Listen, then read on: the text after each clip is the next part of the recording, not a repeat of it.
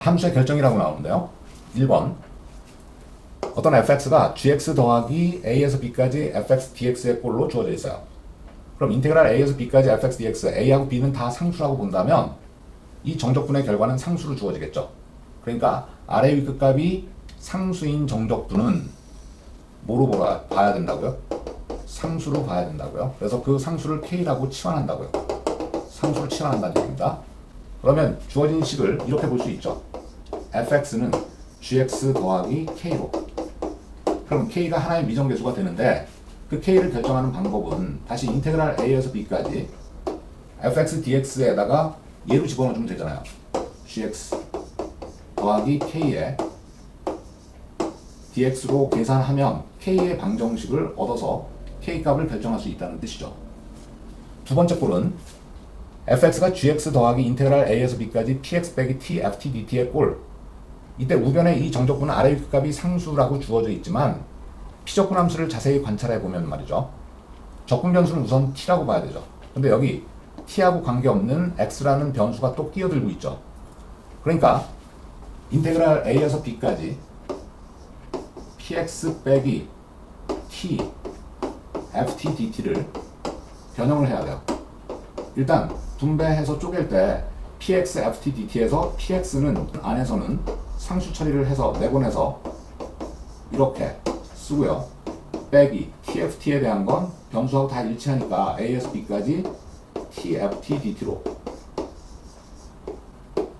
자, 이렇게 쓰고 보니까 지금 요거를 요 네모에다 넣어주면 됩니다. 다시 써보겠습니다. px 인테그랄 a에서 b까지 ft dt 빼기 인테그랄 a에서 b까지 tft dt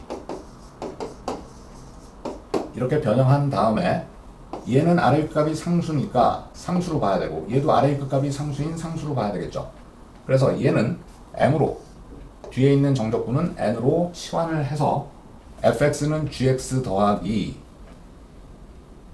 mpx 빼기 n꼴로 정리되죠. 그때 m을 결정하고 n을 결정하는 방법은 정적분을 실행하면 됩니다. a에서 b까지 ft 대신에 gt 더하기 mpt 빼기 n dt로 계산하면 될 거고요. n은 인테그랄 a에서 b까지 tft라고 그랬죠. 그러니까 이게 ft였는데 보다 t를 곱하면 tgt 더하기 mp t제곱 빼기 nt dt 이거는 결국은 정적분을 실행하고 나면 미지수 mn의 방정식을 두 개 얻을 수 있다고요. 두 개 연립하면 m과 n을 결정할 수 있게 되겠죠. 다음 세 번째는 a에서 x까지 ft dt가 gx와 같다. 자, 정적분으로 정의된 함수를 포함한 항등식이라고 보면 돼요. 그러면 우선 양변을 x에 대해서 미분하라고 그랬죠. 첫 번째는 무조건 미분을 해야 된다고요. 그럼 좌변은 뭐가 된다고 그랬습니까? 아래 끝값 상수, 위 끝값 x니까 좌변의 미분은 fx만 남고요. 우변은 g'x로 정의하면 되겠죠. 이렇게 항등식을 변형 한번 해보고요. 다시 여기서 미분만 하고 멈추면 안 됩니다. 아래 위 끝값을 일치시키는 x값을 대입하는 거예요. 즉 x에다 a를 대입하면 좌변의 정적분은 0이 되죠. 그래서 GA는 0이라는 어떤 미정계수에 대한 방정식을, 미지수에 대한 방정식을 하나 얻었다고 볼 수 있습니다. 그래서 여기 이런 말이 나와요. 즉 정적분으로 정의된 함수를 포함한 항등식에서는 아래 위 끝값을 일치시킴으로써 미정계수 하나를 결정할 수 있다. 즉 미정계수에 대한 방정식이 하나 결정돼서 미정계수 한 개 정도는 결정할 수 있다고 봐야 된다 이 말입니다. 지금부터는 정적분의 활용 부분인데요. 먼저 넓이와 적분이라고 나오죠. 곡선과 x축 사이의 넓이. 자, 일단 여기 곡선이 하나 그려져 있는데 그걸 fx라고 합시다. 이건 x축이에요. 경계를 이렇게 a, b라고 설정을 해볼게요. 그때 a에서 b까지 x축으로 둘러싸인 넓이를 s라고 하자고요. 넓이를 구하라는 얘기는 넓이를 항상 양수로 계산하라는 얘기거든요. 그러면 지금 x축 위에서 나타나고 있는 넓이는 a에서 b까지 fx dx로 계산하면 되겠죠. 자, 그런데 지금 두 번째에서는 AB가 이렇게 있고 FX가 아래, X축 아래에서 그려지고 있습니다. 그때 X축으로 둘러싸인 넓이는 인테그랄 A에서 B까지 그대로 FX DX를 해주면 이 곡선의 Y값은 항상 음수이기 때문에 부호가 음수로 나타나죠. 그러니까 넓이는 양수로 계산해야 되기 때문에 마이너스를 붙여서 적분을 해주면 된다고요. 자, 그러면 세 번째 그림에서는 A가 여기 있고 B가 여기 있는데 지금 X축과 AB 사이에서 만나요. 그 만나는 점을 C라고 합시다. 그래서 이 빗금친 넓이를 계산하려고 그래요. 그러니까 이 두 넓이의 합을 계산한다고 보면 되는데, 그렇다면 A에서 C까지는 fx가 X축 밑에서 나타나니까 부호를 바꿔서 인테그랄 A에서 C까지 fx dx로 계산하고요. 더하기 C에서 B까지는 그대로 fx dx로 계산해서 적분하면 되겠죠. 이걸 한꺼번에 대수적인 식으로 간단히 표현할 수 있는 방법은 뭐냐면 인테그랄 A에서 B까지 fx의 절대값의 적분으로 하면 됩니다. fx의 절대값을 붙인 거는 아랫부분을 x축 위로 꺾어 올려서 이렇게 계산할 테니까요. 그러니까 결국은 이렇게 절대값이 있으면 결국은 그림을 그려서 이렇게 쪼개서 하는 수밖에 없습니다. 다시 y축 사이의 넓이, 곡선과 y축 사이의 넓이, 지금은 y축과 둘러싸인 부분의 넓이를 구하라고 해요. 여기가 a고 여기가 b다. 그러면 이 곡선은 지금 주어를 x로 써야 돼요. 그래서 x가 gy 형태로 표현이 될 때 이 넓이 s를 구하기가 편해진다고요. 지금 얘는 지금 x의 증분을 y의 증분으로 봐야 되죠. 그 y의 증분을 델타 y로 써도 되고 여기서는 dy로 쓰겠습니다. 그렇다면 이 직사각형의 가로의 길이는 x좌표가 결정을 하죠. 그렇다면 이 넓이 s는 인테그랄 a에서 b까지 x 곱하기 dy 이렇게 해야 될 텐데 적분 변수가 피적분 함수하고 일치하지 않으니까 x 대신에 뭐로 대입해요? gy로 대입해서 적분하면 되겠죠. a에서 b까지 gy dy고요. 그러면 두 번째에서는 지금 곡선이 y축 왼쪽에 있죠. a, b를 이렇게 설정했고요. 그러면 인테그랄 a에서 b까지 x가 gy였고요. 그거를 적분하면 되는데 이게 x는 gy라는 곡선이라고요. 그때 이 gy의 x값은 음수로 나타나죠. 이게 음의 좌표값을 가지니까. 그러니까 이 넓이가 음수로 계산되기 때문에 부호를 마이너스로 붙여서 계산해야 되겠죠. 다시 여기서는 a가 여기 있고 b가 여기 있을 때 이걸 c라고 합시다. 그러면 a에서 c까지는 y축 오른쪽에 있는 거고 c에서 b까지는 y축 왼쪽에 있기 때문에 우리는 이 넓이를 계산하기 위해서는 인테그랄 a에서 c까지는 gy, dy 그대로 해주면 되고요. C에서 B까지는 왼쪽에 있기 때문에 부호를 마이너스로 해서 C에서 B까지 gy, dy 해서 계산해야 되겠죠. 이걸 한꺼번에 쓰는 방법은 A에서 B까지 gy의 절대값의 적분으로 표현이 됩니다. 그 다음 두 곡선 사이의 넓이가 나오는데 지금 두 곡선이 지금 여기 두 개 그려져 있고 밑에 x축이 그려져 있어요. 그럼 위에 있는 걸 y는 fx라고 할게요. 아래 있는 걸 y는 gx라고 합시다. 구간을 왼쪽 A, B 마찬가지로 정의할 때, 자, 이 A, B 사이의 임의 x를 잡아서 이렇게 직사각형을 접하게 그려보면 돼요. 그러면 요 가로의 길이는 x의 증분 델타 x 대신에 dx로 쓴다고 그랬죠. 그때 세로의 길이는 여기에 y값에서 여기에 y값을 빼면 되잖아요. 위에 있는 y값은 fx고 아래에 있는 y값은 gx가 되는 거니까 이 두 곡선으로 둘러싼 여기 빗금친 부분의 넓이는 인테그랄 a에서 b까지 가로의 길이 dx를 먼저 쓸게요. 세로의 길이 대신에 fx 빼기 gx dx로 계산하면 되겠다고요. 여기 인테그랄은 이런 직사각형을 a에서 b까지 무한히 쪼개서 더했다는 의미로 받아들이면 됩니다. y는 fx가 요 곡선이고요. y는 gx라는 곡선은 이런 식으로 그려졌다고 칩시다. 자, a가 여기 있고 b가 여기 있어요. 근데 얘는 a, b 사이에서 만나죠. 그 만나는 지점을 c라고 합시다. 그래서 두 곡선을 둘러싸인 부분을 빗금 그려보면 이렇게 되고요.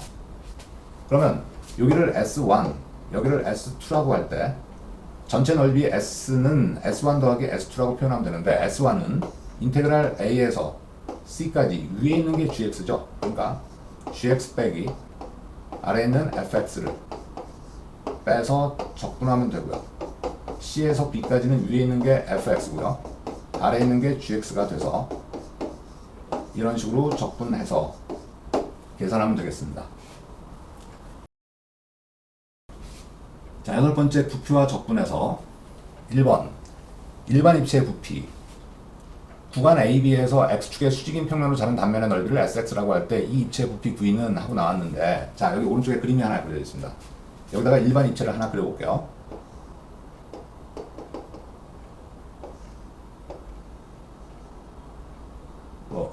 이게 입체예요. 이건 X축이라고 보면 되고요. 그러면 요 왼쪽 끝에 X의 위치값을 A, 오른쪽 끝에 위치값을 B라고 둘 때, 자, AB 사이의 임의 X에서 얘를 X축의 수직으로 잘랐어요. 그 자른 단면이 이런 식으로 표현된다고 합시다. 그러면 요 단면이 X의 함수로서 SX라고 표현을 했다면, 그러니까 항상 이 AB 사이의 임의 위치에서 자른 단면이 X의 식으로 표현이 된다고 가정할 때, 이 전체 A에서 B까지 이 부분, 이 일반 입체의 부피는, 자, 얘를 세밀히 잘라서 이런 식의 기둥을 만들었다고 칠 때, 이 기둥의 높이는 X의 증분 dx가 되겠죠. 그렇다면 요거 한 개의 슬라이스의 부피는 높이 dx 이렇게 쓰고요. 그 다음에 밑넓이 곱하기 높이가 이 슬라이스의 부피일 테니까 밑넓이 sx로 결정했죠. 그걸 무한히 더한다는 뜻으로서 인테그랄 a에서 b까지, 이게 일반 입체의 부피를 구하는 공식입니다. 자, 그렇다면 회전체의 부피라는 건 뭐냐면 이런 일반 입체의 부피의 개념을 조금 더 특화시킨 거라고 보시면 돼요. 그러니까 구간 AB에서 곡선 Y는 fx를 x축 둘레로 회전시킨 회전체의 부피 v. 자, 구간을 먼저 설정합시다. AB. 얘를 x축 둘레로 회전을 시켰어요. 그러면 부피를 그려보면, 그 입체를 그려보면 이런 식의 입체가 그려지겠죠. 그러면 AB 사이의 임의 x에서 x축의 수직인 단면을 자를 때 걔는 항상 회전체였으니까 이 단면이 뭐로 나타날까요? 원으로 나타나죠. 그럼 원의 반지름의 제곱에다 파이를 곱한 게 단면적 아닙니까? 그 SX는 파이 Y제곱이에요. 그러면 부피는 A에서 B까지 파이 Y제곱 dx인데 적분 변수가 X니까 이 피적분 함수를 X로 바꿔야 되겠죠? 그럼 Y 대신에 뭐로 써주면 되겠어요? 이 곡선이 Y는 fx라면 바로 fx로 대입해서 제곱하면 되겠죠. 그래서 파이 fx의 제곱 dx로 계산하면 되겠다고요. 이번에는 구간 AB에서 x는 gy라는 곡선을 y축 둘레로 회전시킨 회전체의 부피를 구해보는 겁니다. 자, 이 곡선이 일단 x는 gy고요.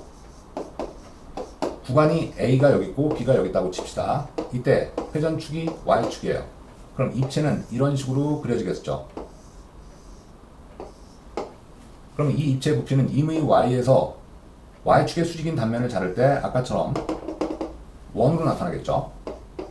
근데 이 원의 넓이를 구하기 위해서 반지름을 잡아보면 반지름은 곡선의 x좌표가 결정하고 있죠. 그러니까 이 넓이 s는 파이 x 제곱입니다. 그래서 증분은 y의 증분이죠. 기둥을 세밀하게 잘랐을 때 이런 기둥의 요 높이는 dy이기 때문에 높이 dy를 여기다 쓴 겁니다. 그때 밑넓이는 파이 x 제곱이고요. 적분 변수가 y이기 때문에 y로 바꿔주면 파이 gy 제곱 dy로 계산하면 되겠다 그 말입니다. 정적분의 마지막 활용, 운동의 해석을 적분으로는 어떻게 해야 되냐. 자, 지금 미분에서 운동을 해석할 때 x가 시간의 함수 ft를 주어졌다. x는 뭐예요? 위치죠. 위치가 주어져 있을 때 속도는 어떻게 계산한다고요? 위치를 시간에 대해서 미분한 거라고 그랬죠. 그 다음에 가속도는 속도를 시간에 대해서 미분한 거니까 위치를 몇 번 미분한 거죠? 시간에 대해서 2번 미분한 겁니다. 그걸 이런 식으로 표현을 합니다.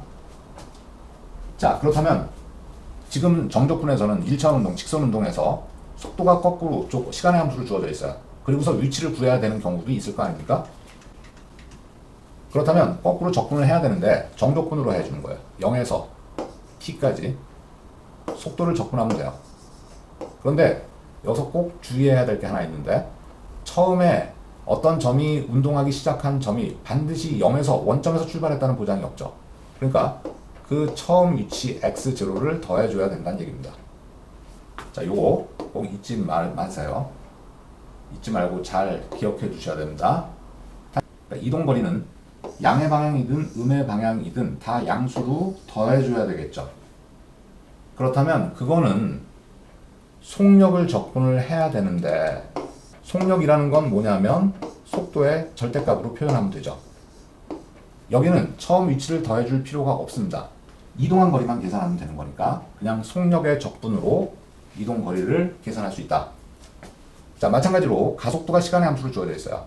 그러면 거꾸로 속도를 구하려면 0에서 t까지 가속도를 적분을 해야 되는데, 처음 속도가 꼭 0에서 시작했다는 보장은 없죠. 그러니까 더하기 처음 속도 v0를 반드시 더해줘야 된다는 거 잊지 마시고요. 이렇게 해서 적분 단원까지 모든 이론을 마치겠습니다.